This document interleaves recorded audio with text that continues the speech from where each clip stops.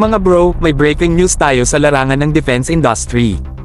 Ayon sa LIG Next One, kasalukuyan silang nakikipagtulungan sa Republic of Korea Navy at South Korea's Defense Acquisition Program Administration, DAPA, para palawakin ang opportunities para sa export ng ating dekalidad na mga kagamitan sa RIMPAC 2022. Astig, di ba? Ang highlight ngayon ay ang KLOGIR, na ipinakita sa Roxmarado, isang South Korean amphibious assault ship. Sobrang dami nang nagkakagulo para tingnan ito, kasama na si Admiral Samuel Paparo, Commander of the US Pacific Fleet. Ang Poniard KLOGIR missile, may range na 8 kilometers, ay jointly developed ng South Korea's Agency for Defense Development at LIG Next One.